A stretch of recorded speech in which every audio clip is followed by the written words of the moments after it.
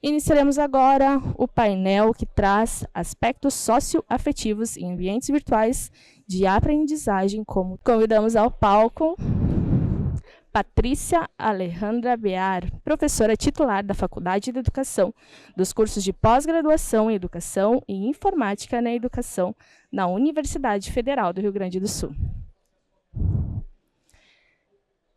Convidamos ao palco Everton Alex Avelar, professor adjunto do Departamento de Ciências Contábeis da UFMG, professor permanente do Centro de Pós-Graduação em Pesquisas em Controladoria e Contabilidade e coordenador do curso de Graduação em Ciências Contábeis da UFMG.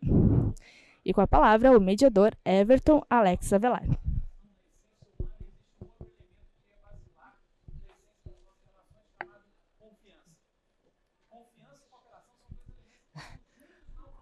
Boa tarde, pessoal. Todos me ouvem? Do canal 4? Tá dando para ouvir? Ótimo, obrigado. Então, pessoal, hoje a gente vai falar sobre aspectos socioafetivos no AVA, né, Ambiente Virtual de Aprendizagem. Eu, desde 2010, trabalho ativamente com AVA, iniciei meus trabalhos como tutor na Universidade Federal de Lavras, na época, desenvolvendo o trabalho com AVA, considerando os caminhos aqui que a professora Patrícia já havia desbravado anteriormente. Como que eu poderia... Só que eu acho que antes da gente começar a discutir o AVA, propriamente dito, e aspectos socioafetivos, eu acho que seria interessante a gente fazer uma breve contextualização de como que o AVA se tornou, porque ele é tão importante, né, nessa mediação. Para iniciar, então, eu acho que é importante a gente discutir questões sobre...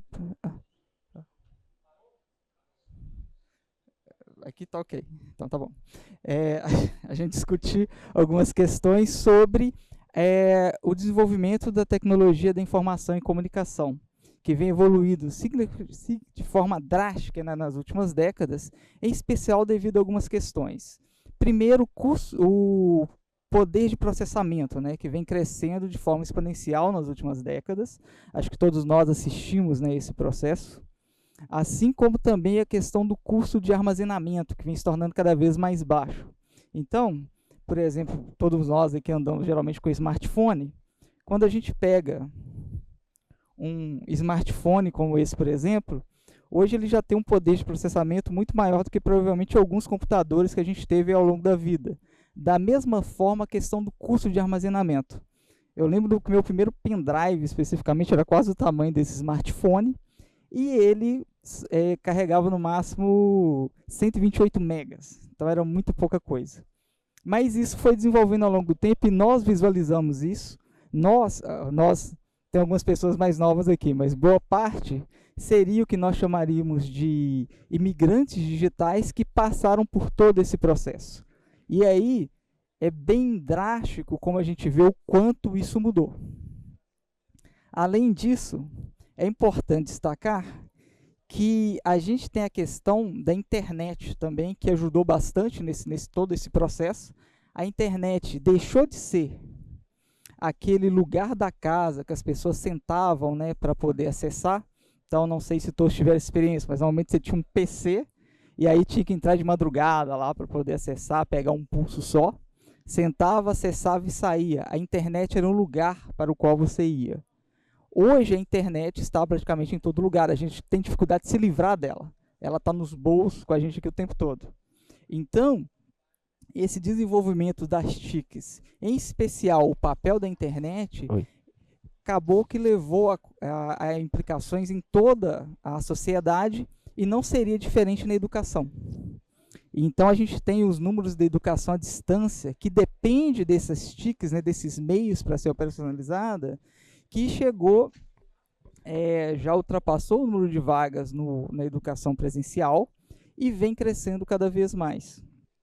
A gente tem questões não só para questões de educação superior, mas também cursos de curta duração, especialização e outros que creio que muitos daqui já passaram por isso e têm esse acesso a esse tipo de educação.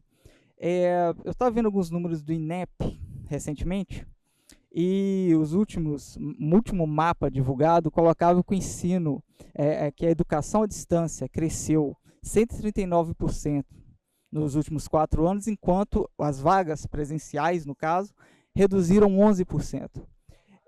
Isso tem a ver com as TICs, obviamente, mas nesse caso também a gente tem que considerar outros aspectos, como a pandemia de Covid-19. Ela teve um impacto tremendo na vida de todos nós e em diversos aspectos da vida, inclusive a educação. Nesse sentido, a gente tem que as pessoas foram obrigadas a ficar em casa e tiveram que usar, mesmo na educação presencial, tiveram que usar ferramentas relacionadas à educação à distância, como o AVA, por exemplo, que é o nosso foco aqui hoje. Isso fez com que, na minha universidade, por exemplo, na UFMG, que teve que usar o ensino remoto emergencial, os professores tiveram que usar, os alunos tiveram que usar e começaram a entender o papel dessas ferramentas e como elas eram utilizadas. Dessa forma, a gente tem uma sociedade cada vez mais demandante desse tipo de situação. No final das contas, então, não só as TICs, mas também outros elementos externos, como a pandemia, fizeram com que um processo que provavelmente levaria décadas, ou uma década ou mais, passou em poucos meses, poucos anos. Tanto que no pós-pandemia, ou pelo menos quando a pandemia entrou em controle, passou a ser controlada, a gente teve algumas questões muito relacionadas a home office, trabalho híbrido, porque isso passou a ser o novo normal, digamos assim, da sociedade, as pessoas internalizaram isso. Então, a partir desse momento, a gente começa a ter que lidar cada vez mais com essas tecnologias. E, mais importante, a geração que está chegando no mercado, nas universidades, já são o que a gente chamaria, na média, de nativos digitais. Então, eles já nasceram nesse ambiente, eles sabem lidar com essas ferramentas no dia a dia, é o padrão deles, é o esperado. Então, a gente tem várias questões. Primeiro, a questão do desenvolvimento tecnológico, que nas últimas décadas evoluiu bastante, a questão da popularização da educação à distância, cujos números se tornaram bastante altos a partir ali dos anos 2000 até o momento. Teve a questão da pandemia, que acelerou processos e a sociedade foi se acostumando a esse outro tipo de relação, no trabalho, no entretenimento e, por que não, na educação. E é nesse contexto que o AVA se coloca de forma a um mediador do processo de ensino-aprendizagem, com o qual nós todos, basicamente, temos contato atualmente de uma forma ou de outra. Porém, o AVA também não é uma coisa recente, digamos assim, né? A gente pode ter o mais famoso, que é o Livre, que é o Moodle, que muitas usam. A professora Patrícia tem o AVA que ela desenvolveu na URGS. Mas o AVA, entendê-lo apenas como uma ferramenta, um mediador neutro, seria uma questão bastante discutível, porque a tecnologia ela segue uma lógica de estrutura estruturante. O que isso quer dizer? Quer dizer que, à medida que a gente cria tecnologia, a tecnologia nos cria também. Somos seres sociais, afetivos. Então, quando Steve Jobs chegou e falou, isso aqui é um smartphone, e fez o iPhone na época e basicamente todas as outras copiaram, ele não só criou uma tecnologia, mas que essa tecnologia começou a ser usada de tal forma na sociedade que foi criando outros elementos. A gente tem essa interação.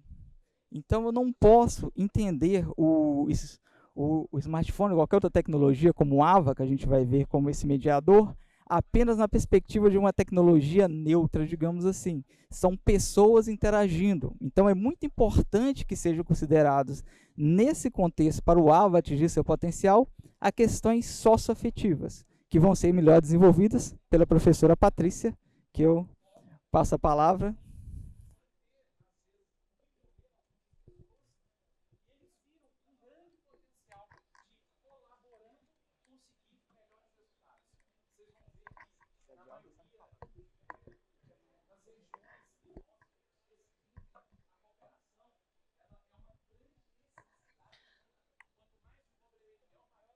Vou vir para cá, para esse canto, porque aqui eu não tô, ali eu não estou conseguindo me concentrar.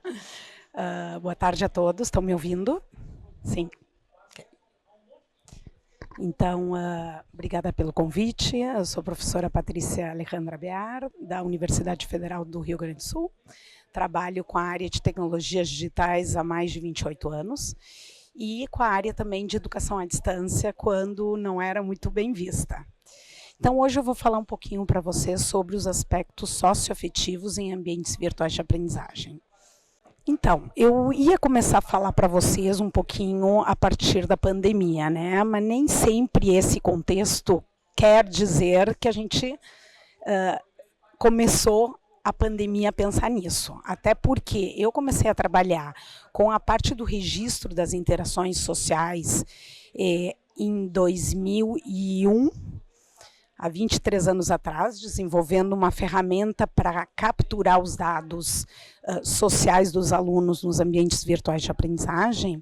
E em 2012 a gente já estava trabalhando com aspectos afetivos.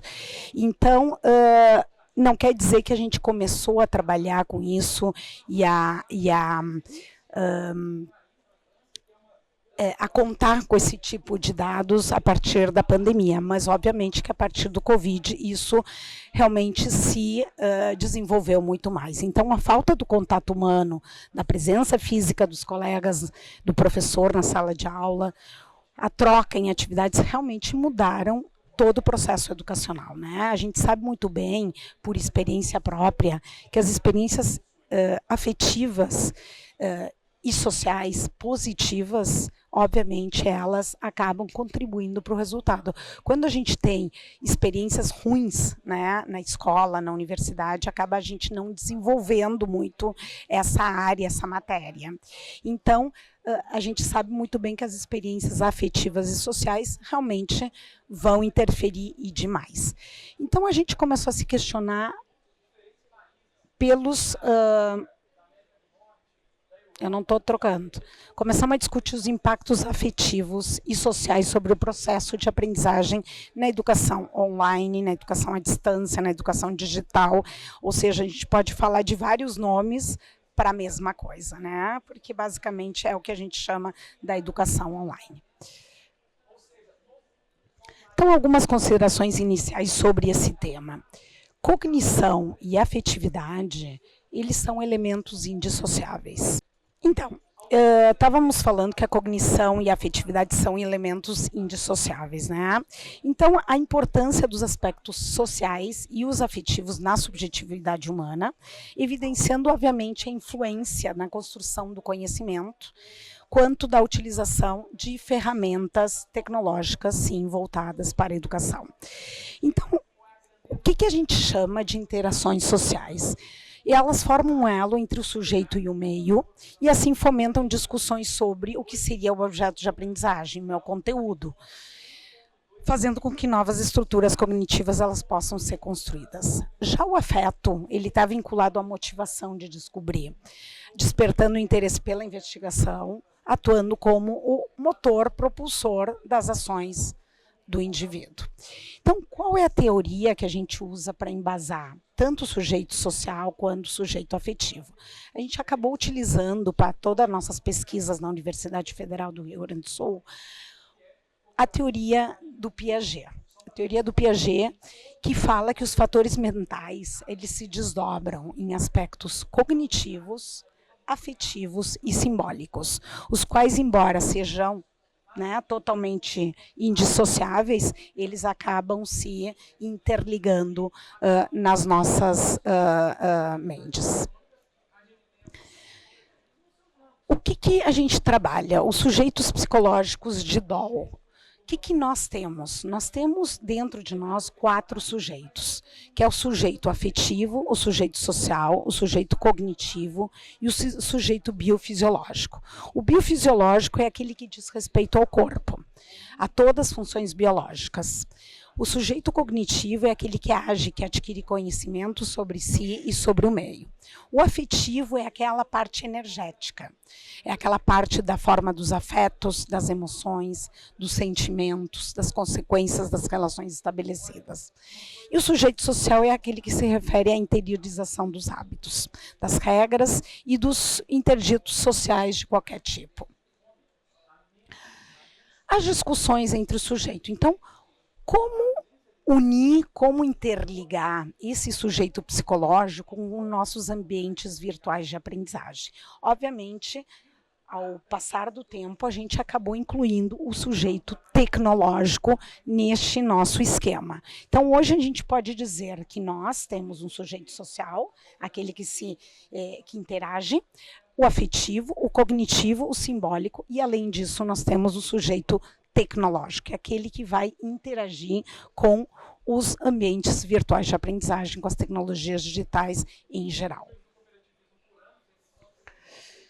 Então, esse é o sujeito que a gente chama o sujeito da educação à distância. É aquele sujeito que vai ter a interligação com o sujeito da EAD, com as regras e com os recursos, né? Que sujeito, o sujeito no contexto da educação à distância? Qual que seria, então, o nosso sujeito afetivo? A gente utiliza a teoria de Scherer para explicar os diversos fenômenos emocionais experimentados pelo sujeito afetivo. Então, na teoria do Scherer, é que a gente busca esses subsídios e para definir, para identificar os fenômenos afetivos a partir dos ambientes virtuais de aprendizagem. Já o sujeito social,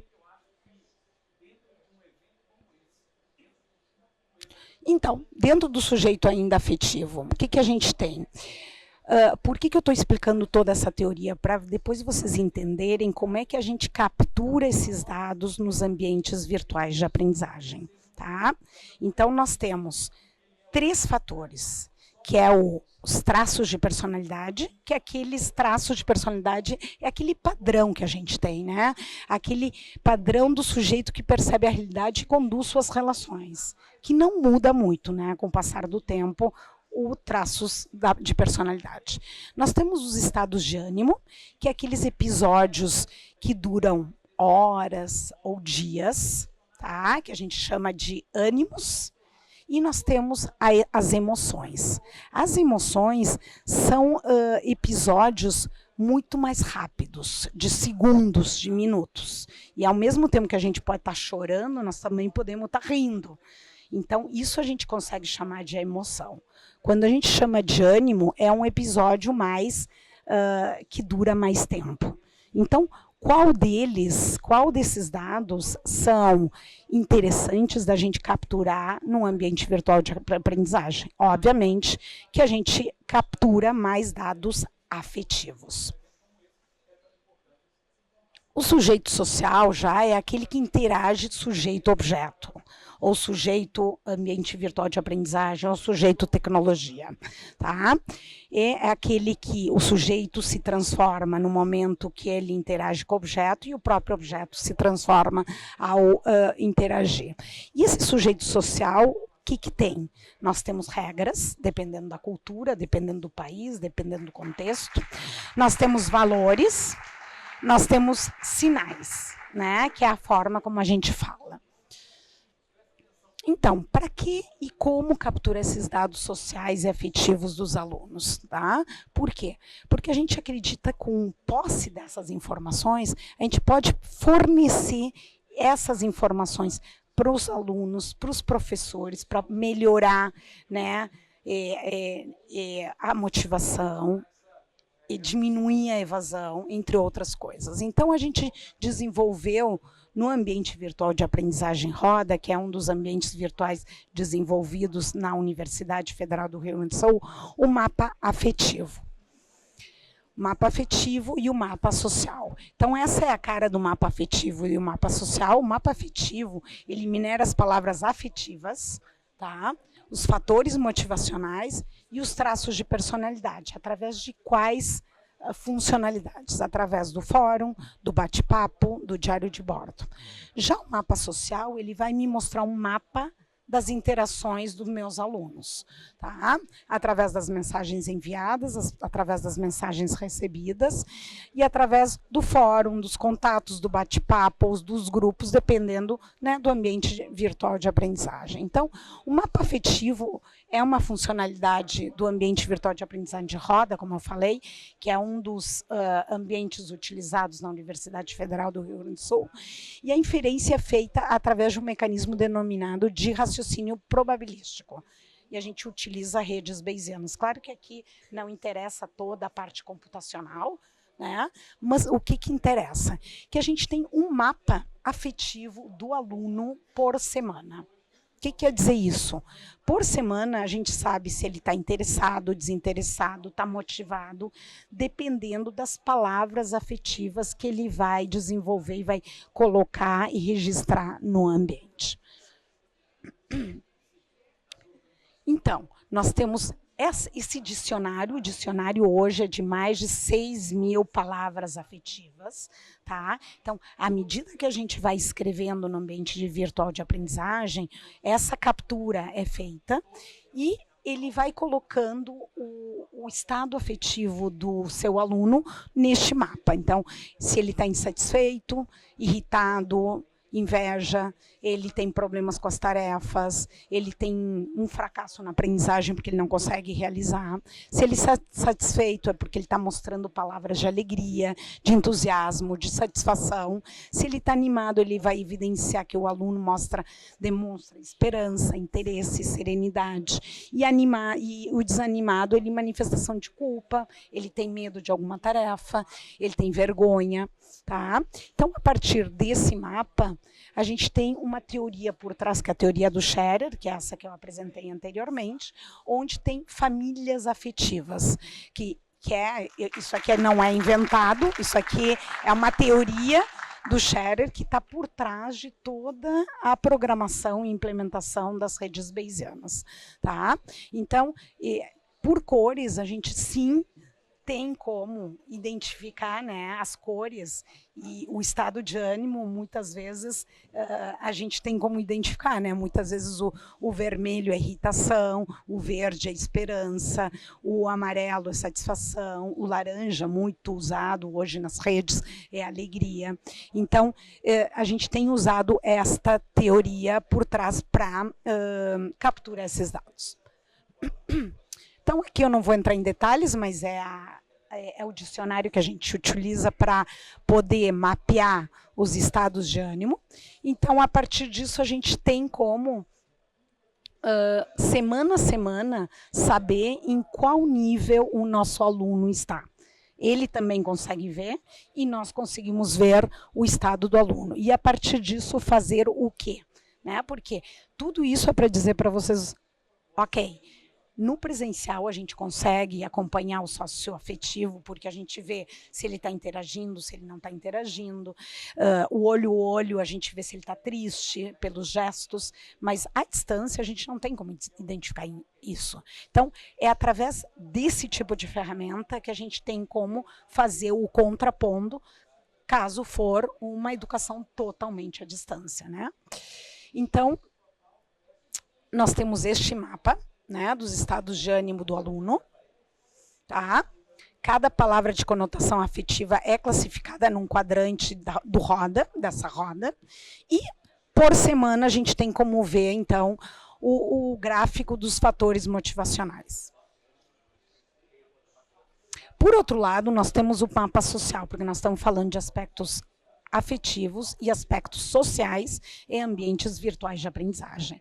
Então, o que eu quero dizer para vocês? Que o mapa social é uma funcionalidade do ambiente, né, que deveria estar em todos os ambientes, onde a gente vê a relação que se forma entre os alunos, ou entre os alunos e os monitores, ou entre os alunos e os professores. Então, a gente vê a rede de interação. Se um aluno está...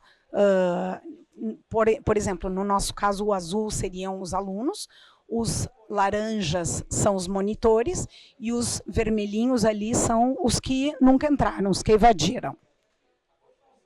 E eu tenho as funcionalidades que eles interagiram, eu tenho as mensagens enviadas e as mensagens recebidas. Então, de uma maneira ou de outra, eu posso acompanhar os alunos vendo se eles realmente estão interagindo, estão escrevendo alguma coisa para um colega, estão contribuindo, estão participando.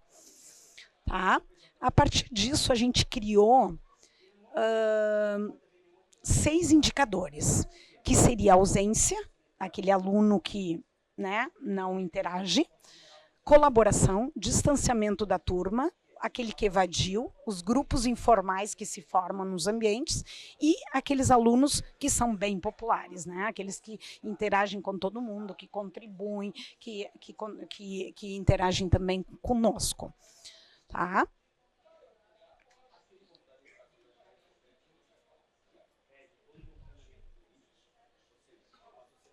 Então,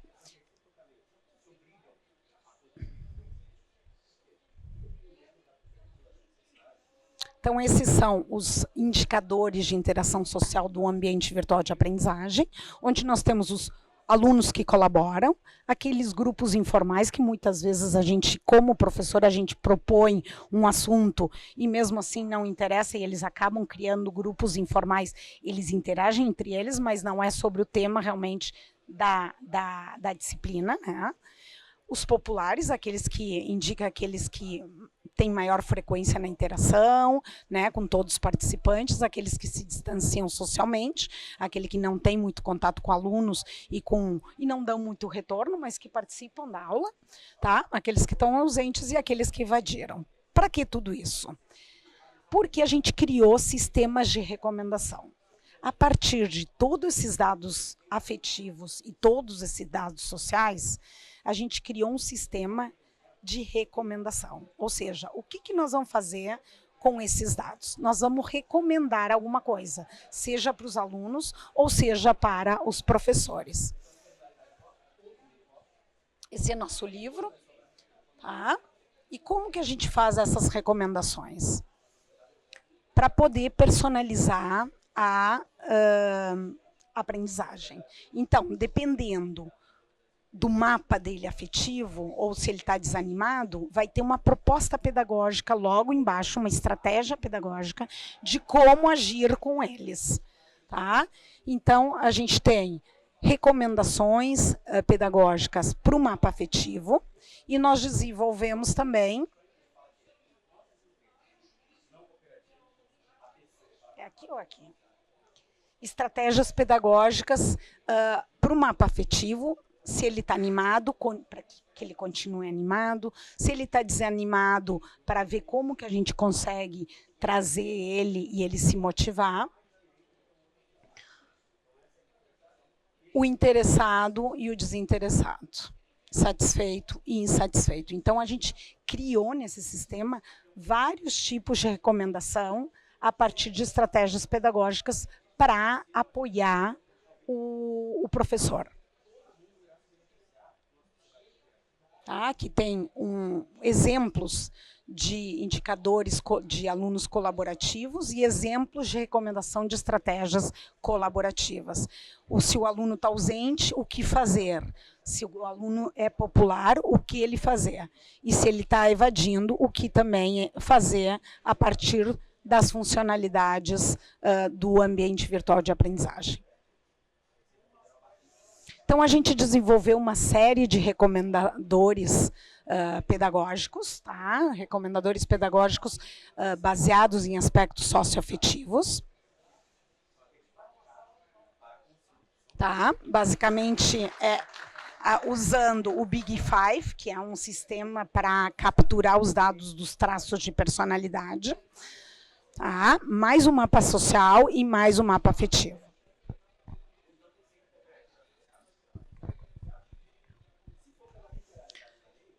Como é que a gente faz isso? A gente consegue capturar o perfil socioafetivo do aluno através dos atributos afetivos, os atributos da interação social e os atributos de personalidade. A partir disso, então, a gente tem várias modalidades de estratégias pedagógicas contempladas no recomendador de estratégias pedagógicas e a gente consegue colocar, curtir, né, se essa estratégia me ajudou como professor ou não. né? Então, esse estudante está animado e surpreso. Isso pode significar que ele está instigado a explorar o tema em estudo. Porém, difícil manter essa postura em tempo integral. Para evitar que seu estudo venha a tornar-se monótono, envie uma mensagem através da funcionalidade X, sugerindo novos materiais que contenham inovação. Então, é um tipo de recomendação que vai apoiar muito o professor a partir desses dados socioafetivos. Tá? Então, aqui eu vou colocar e vou passar mais rapidamente exemplos, né, do nosso recomendador de estratégias pedagógicas. Aqui a gente diz, bom, esse aluno está ausente ou ele está popular, e o recomendador ele faz a combinação e me entrega estratégias pedagógicas a partir desse mapeamento. Bom, nós temos, obviamente, vários artigos publicados, resultados feitos com alunos da universidade, fora da universidade, utilizando esse tipo de ambiente. Então, a gente viu que as recomendações realmente foram super significativas, tá?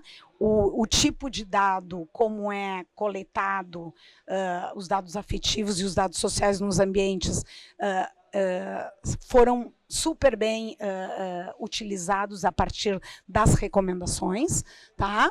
E eu queria mostrar para vocês também, não só o nosso trabalho, mas trabalho sobre o tema no que se refere a ferramentas digitais que existem e que que os professores podem utilizar para captura de emoções. Então, aqui eu mostro para vocês alguns trabalhos da área. O Atlas, tá? Isso aqui é tudo livre, tá? O Atlas de emoção, tá? É criado pelo psicólogo Paul Ekman e é uma ferramenta interativa que constrói um vocabulário a partir das emoções. Então, os alunos podem utilizar essa ferramenta para identificar suas próprias emoções, tá? Tudo isso é livre, mas só para mostrar para vocês que não é só nós que estamos desenvolvendo, mas há muito tempo isso já está sendo desenvolvido para captura de emoções. Nós temos essa criada pelo psicólogo americano, que é uma flor, e a gente tem como coletar as emoções primárias, que é a alegria, tristeza, medo, antecipação, e as emoções secundárias também. Nós temos Junto Will, que foi criado pelo Instituto Junto, uma empresa de desenvolvimento profissional, também para a captura de 108 emoções a partir deste ambiente. Temos este que é o que a gente utiliza, que eu mostrei para vocês, das famílias afetivas, animado, desanimado, satisfeito, insatisfeito, que foi desenvolvido na Universidade de Genebra, e é a base de todas as nossas pesquisas na Universidade Federal do Rio Grande do Sul, tá? Onde a gente tem emoções primárias e emoções também secundárias. Esse aqui é um aluno meu de doutorado, que eu disse para ele o seguinte, bom, se nós temos esses dados afetivos e sociais, pela escrita, num ambiente virtual de aprendizagem, nós também temos que pegar o gesto. Muitas vezes o gesto, a sobrancelha para cima, a boca, está mostrando um tipo de emoção, né? Se ele está interessado, se ele está desinteressado pelos gestos.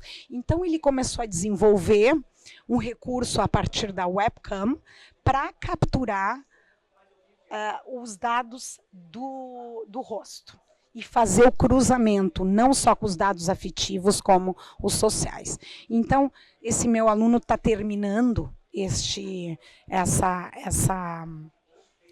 essa pesquisa de doutorado, e eu vou mostrar um pouquinho do trabalho após, né, dos dados afetivos e sociais que nós estamos desenvolvendo na URGS. Hoje nós estamos trabalhando com as competências socioafetivas em ambientes virtuais de aprendizagem. Então, quais são e como são isso?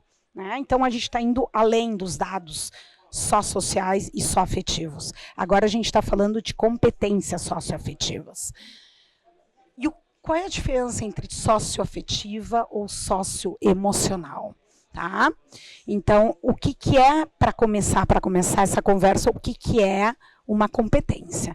A gente fala de competência, a junção desses 3 componentes, que são os conhecimentos, as habilidades e as atitudes. O que é?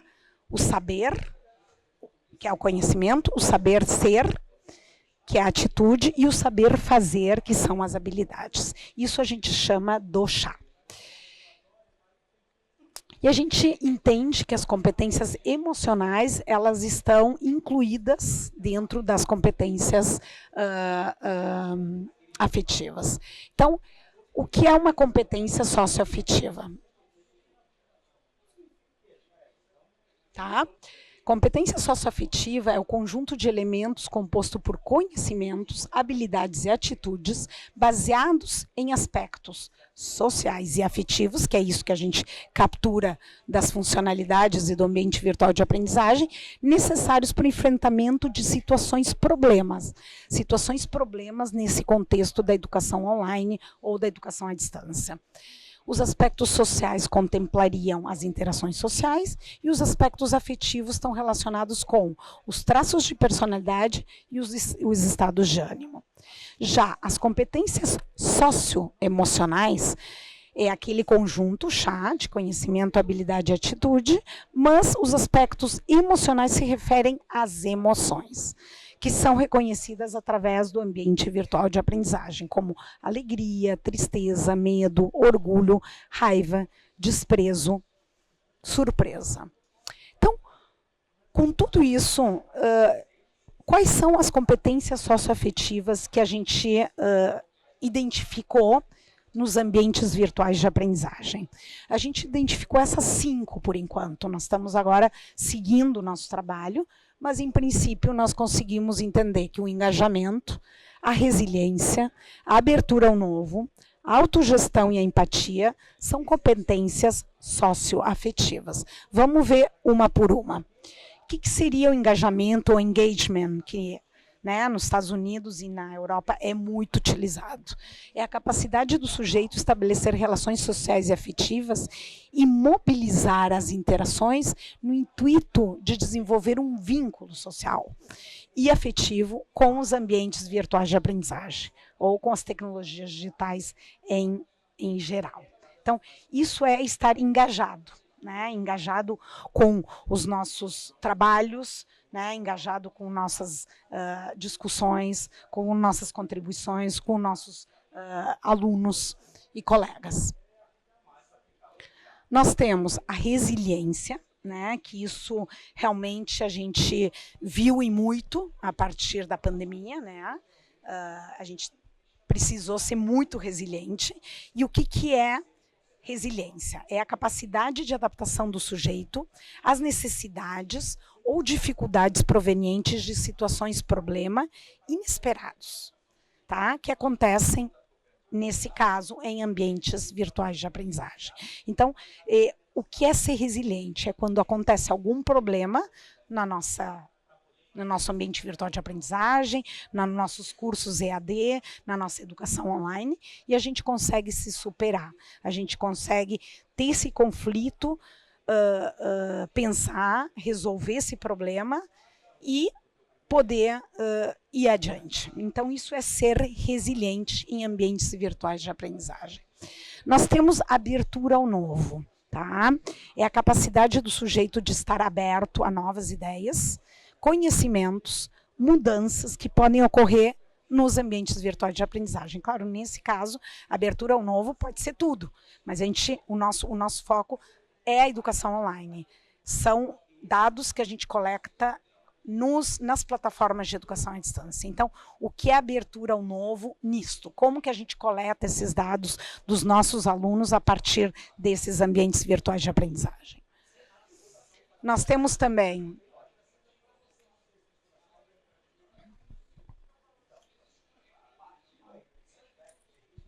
a autogestão, que isso aí realmente é outra competência que a gente teve que desenvolver pós-pandemia. Como é que a gente ia gerenciar o nosso tempo, nosso espaço, quando nós mesmos tínhamos que trabalhar em casa e a gente não consegue sair, digamos, do almoço, de uma janta, e está tudo misturado, o trabalho com a casa. Então, como que a gente gerencia, como que a gente tem autogestão a partir do trabalho e, nesse caso, da nossa educação online, dentro das plataformas de EAD. Então, é outra competência socioafetiva que a gente descobriu, e que é a capacidade do sujeito saber gerenciar sua atuação social, afetiva e técnica em ambientes virtuais de aprendizagem. Temos a empatia, né, que é uma das últimas e muito importantes, né? O que é a empatia? Empatia em ambientes virtuais de aprendizagem. É uma competência. Tá? E por que uma competência social e afetiva? Porque é a capacidade do sujeito da educação à distância, ou de um sujeito que está entrando numa plataforma virtual, compreender a situação afetiva do outro, realmente, validar, respeitar as suas necessidades, respeitar as suas opiniões. Isso vale para alunos e alunos com professores, né? Interagindo com afeto, apoio, com responsabilidade, em grupos e contextos diversos por meio dos nossos ambientes virtuais de aprendizagem. Então, essas são as 5. O que nós estamos fazendo em relação às competências socioafetivas? Que tipo de trabalho nós estamos desenvolvendo na Universidade Federal do Rio Grande do Sul? Então, nós fizemos uma revisão sistemática da literatura, tudo que existia a nível nacional e internacional em relação aos aspectos sociais e afetivos, mas só da resiliência. Depois a gente fez uma revisão sistemática da literatura em artigos nacionais e internacionais de tudo que existia em relação à empatia. A partir disso, a gente foi pegando os mais frequentes, né? Os mais frequentes, por exemplo, traços de personalidade dentro da empatia, é a socialização e a abertura. As famílias afetivas dentro da empatia, é o interesse e a serenidade. O fator motivacional dentro da empatia, é confiança. O estado de ânimo para ser empático, é animado. As interações sociais, ser colaborativo e ser popular. Né? Então, a gente foi fazendo isso com as 5 competências socioafetivas, dentro da abertura ao novo também, dentro da autogestão, que eu não vou entrar em detalhes aqui de como foi feito, mas fizemos toda a relação da revisão sistemática da literatura. Para quê? Para desenvolver um mapa de competências socioafetivas dos alunos no ensino superior em um ambiente virtual de aprendizagem. Aqui eu não vou entrar em detalhes de toda a parte computacional, de como é que foi feita, mas a gente usa um questionário de avaliação, só um pouquinho, um questionário de autoavaliação para ver se a pessoa, os alunos acham que eles têm ou não têm essa competência. Depois a gente coleta os dados do mapa afetivo, o mapa social, a webcam, que meu aluno acabou desenvolvendo, e o Personalitatem, que é um teste de personalidade que também eles desenvolvem. Bom, tudo isso é como se fosse que a gente faz, né? Bota a receita, faz a sopa, mistura, né? Que eu não vou explicar, é um modelo de inferência das competências. E nós hoje temos esse mapa. Ou seja, o aluno entra no ambiente virtual de aprendizagem e, por semana, eu tenho como ver se ele está resiliente, se ele está empático, se ele tem autogestão, se ele está engajado e se ele tem abertura ao novo. E isso comparado à turma inteira, que é bom isso. Então, nós temos a média do estudante e a média da turma inteira em relação a esse mapa. E ele funciona, esse mapa, por semana. Tá? Então, esse já é um avanço em relação aos aspectos sociais e afetivos, porque nós estamos falando das competências. Tá? Aqui é um relatório e vários tipos de, digamos, visualizações do mapa dependendo de como que o professor vai querer visualizar. Temos também um estudo sobre empatia em ambientes virtuais de aprendizagem, de uma aluna de pós-doutorado, tá? Que ela está fazendo um mapeamento dos aspectos afetivos da empatia e desenvolvendo um modelo de percepção da empatia em ambientes virtuais de aprendizagem. Também eu não vou entrar em detalhes, mas eu queria mostrar para vocês o que está sendo feito em relação a isso, né? Um quadro teórico do que significa empatia, né? Porque é isso que nós temos que ver. Empatia nos seus vários sentidos e nessa revisão sistemática da literatura, né? Então, a gente descobriu que nós temos 3 tipos de empatia. Nós temos a empatia afetiva, nós temos a empatia cognitiva e nós temos a empatia social. E esse é o sujeito empático da educação online, né? Ou dos ambientes virtuais de aprendizagem. Então, essa minha aluna está fazendo um mapeamento da empatia já numa funcionalidade do ambiente virtual de aprendizagem, tá? Para a gente poder medir quão empático ou não é o nosso aluno. Tá? Basicamente é isso, só para mostrar para vocês que essas pesquisas estão em andamento e ela tem toda uma parte computacional por trás, que claro, não vem ao caso, né? Mas como que ela funciona? Dessa forma, as trocas individuais pelo diálogo, categorias de intenção, se a intenção é uma intenção cognitiva, afetiva ou social, a partir das mensagens, e a gente faz a inferência da competência socioafetiva e empatia a partir desses dados, desses indicadores. Tá? O que a gente tem?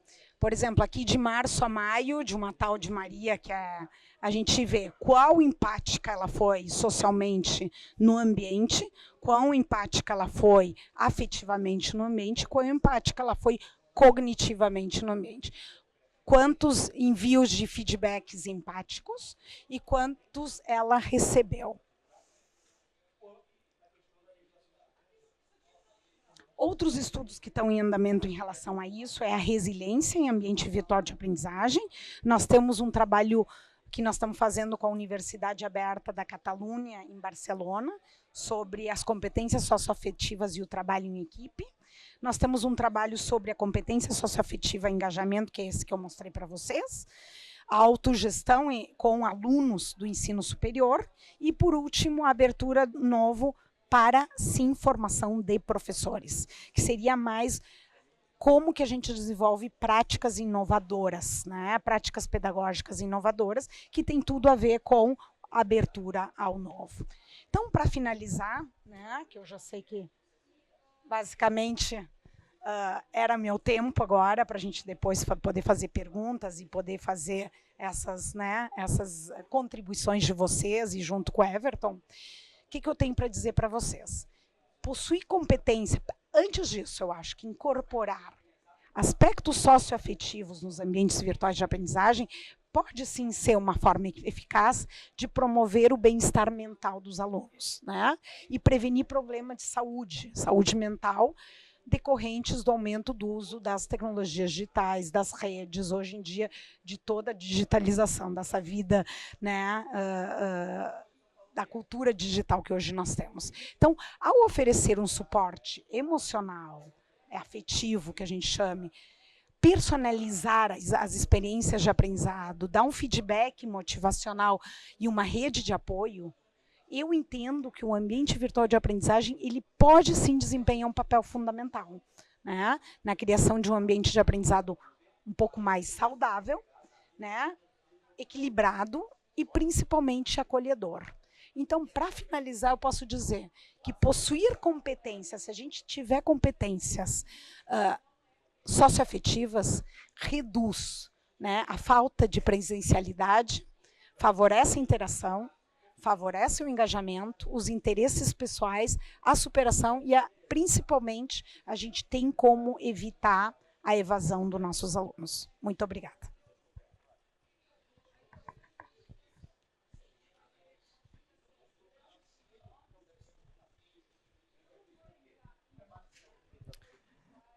Então, pessoal, só uma mensagem rápida. Quem tiver perguntas, tá, pode mandar via aplicativo, que a gente vai responder aqui na frente, tá bom? A gente vai estar disponível. Enquanto isso, professor, aproveitando as considerações, um dos trabalhos citados, ele usa redes bayesianas, né, para chegar no resultado. Eu sei que a gente não quer aprofundar tanto, talvez, na tecnicalidade, questões muito técnicas, mas poderia explicar, porque a gente já pode considerar isso como uma aprendizagem de máquina, creio eu, e poderia explicar como que essa abordagem de aprendizagem de máquina, inteligência artificial, pode ajudar mais profundamente aqui no AVA, no caso, para essas questões socioafetivas, por favor? Obrigada pela pergunta, realmente assim, muito pertinente, porque hoje nós estamos desenvolvendo a segunda versão dos mapas social, mapa afetivo e do mapa socioafetivo, e estamos incorporando a inteligência artificial, obviamente, porque quanto mais dados afetivos, a gente tem que trabalhar com uma grande quantidade de dados, não são pouquinhos dados, né? Para a inteligência artificial são enorme, é uma quantidade enorme de dados. Então, o que a gente está fazendo? A gente está incorporando a inteligência artificial para poder realmente personalizar a aprendizagem, que é isso, né? Não é a gente, a partir de dados afetivos e sociais, a gente poder recomendar, né, estratégias pedagógicas para o professor, ou formas de atuação para o aluno, motivações para o aluno, diversos tipos de ações que a inteligência artificial, né, pode nos ajudar e a gente pode incorporar nesses ambientes virtuais de aprendizagem. Então, hoje em dia, realmente, a nossa nova versão está utilizando inteligência artificial. Está em teste, a gente ainda não não ofereceu, não está disponível na universidade, porque está no nível de testes ainda. Obrigada pela pergunta. Obrigado, professora. Estamos sem pergunta, gente. Vou passar aqui, então, a palavra agora à mestre de cerimônias.